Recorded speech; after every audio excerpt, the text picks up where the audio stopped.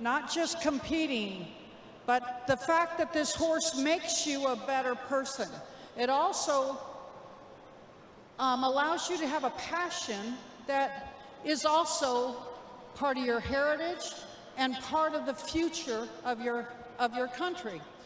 There's a wonderful, long, steeped history for the Arabian horse in this part of the world, and Qatar has definitely carried the torch for many, many years.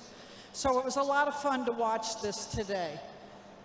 I think for the newer breeder, I think you have a lot of wonderful mentors to look to and to learn from in this part of the world and in this country. And I hope that you pick their brain.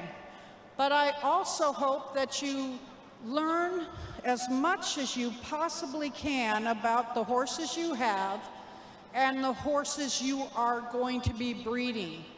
Because every time you breed a horse, you are affecting the future of this breed. So I hope that what we can do today is maybe have you ask questions, and maybe we come up with some ideas or my opinions, or maybe Sheikh Hamid's opinions of what it takes to breed a great Arabian horse. Over the last, I've been in this for about 48 years.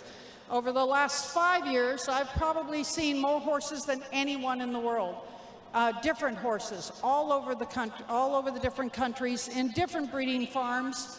A lot of more towards the Egyptian horse because that's more my specialty. But with this, I've learned so much. And so if I had one thing to really, really be able to help you breed a better horse is, first of all, it's not based on whether they win in the show ring. You have to breed a horse that is a good horse.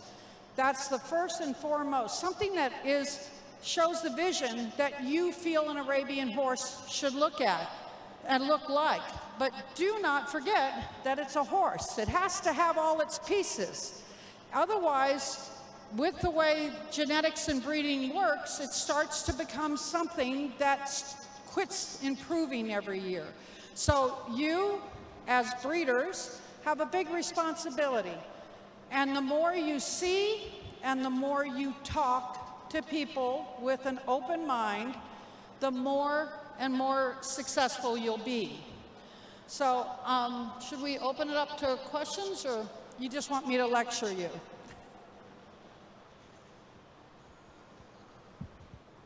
باب الأسئلة مفتوح إذا حد يبي أي سؤال عن الإنتاج أو عن كيف يحسن الإنتاج أو كيف يملك حصان جيد أو أي شيء، فهي سعيدة للجواب عليه. نأسف أن اللغة بس الموجودة اللغة الإنجليزية، لكن إن شاء الله في المرات الجاية نحدي مترجم. What'd you say? Okay, anybody has any questions? Okay, my experience is going into farms and basically helping people understand the strengths and the weaknesses of their horses, and also try to explain to them about how I would recommend that they breed for a complete horse. If you only care about the head, I'm probably not the person to talk to, because I do believe that while you're striving to get a beautiful head, if you only breed for head, you will lose the head eventually too, because genetically you start only using certain bloodlines, a limited bloodline, and you end up hitting a wall and stepping backwards. So anybody have a question? You've had questions earlier, but yeah, come on. Okay, about breeding. How do you choose how you're going to breed? I know it does. Yeah.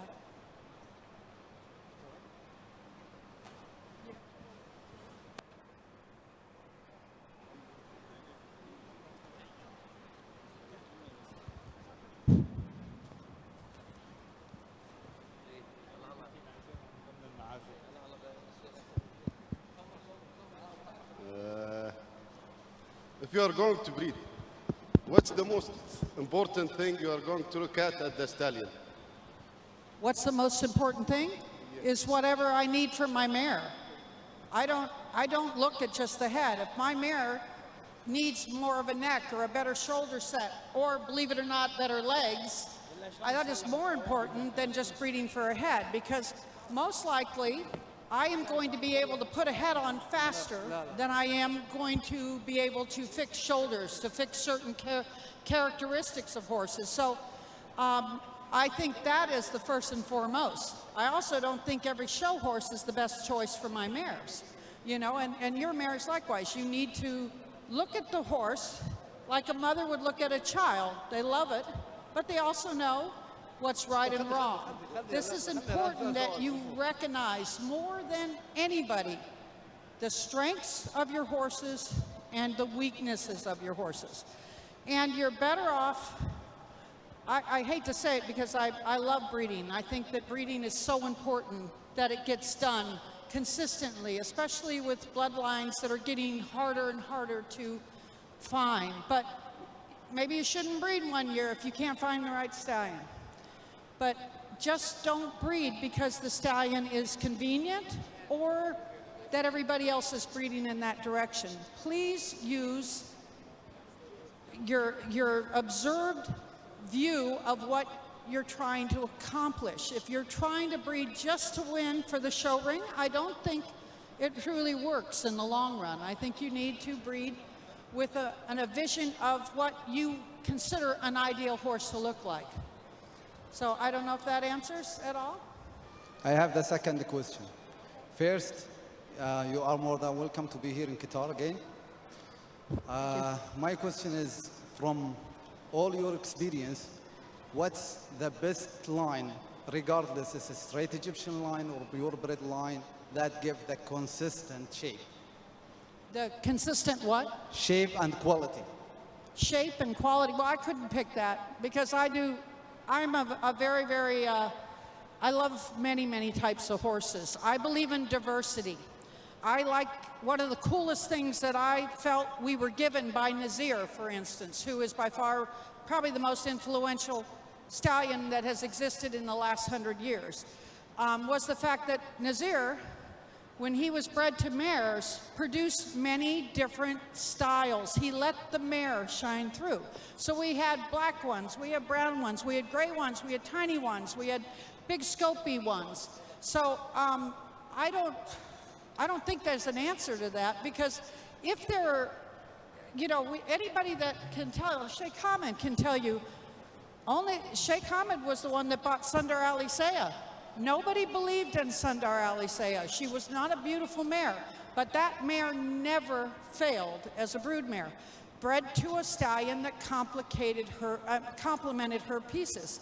And so I think it's our job to find out what is the best mix with the horses that you're breeding, not follow the, you know, just because it won in the show ring, it may be the worst horse for your horse. So observe, understand that everything that's coming forward in these horses, especially with the fact that even our purebreds have become a smaller genetic pool than it ever has been because of the success of Ghazal al-Shaqab and Marwan, for instance. You need outcrosses. You need to bring in some other blood. And in Egyptians, it's a very, very big problem. But I think if I was going to impart the most important wisdom is it's not, the breeding program is not a destination, it's a journey.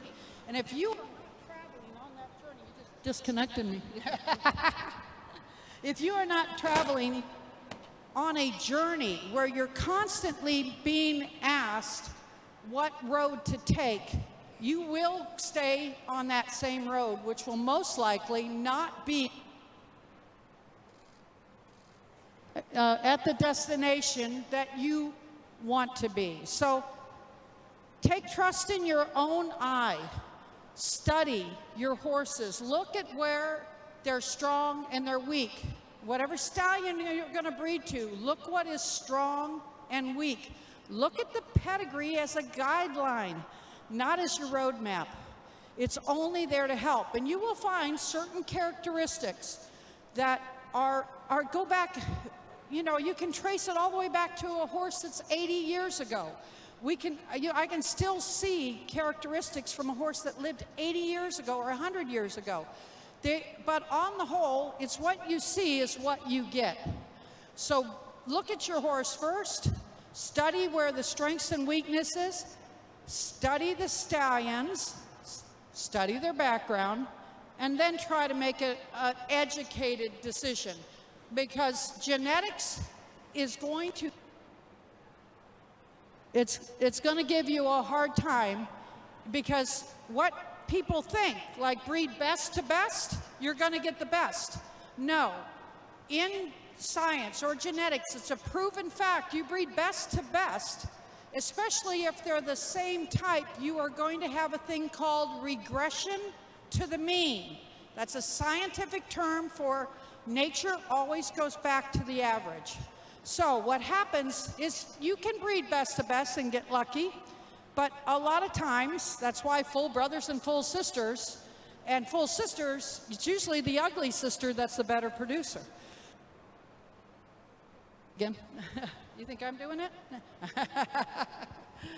No, so I think the most important thing that after traveling around the world and being so fortunate to evaluate so many horses, is that there's so much we have to do, and we're kind of at a tipping point.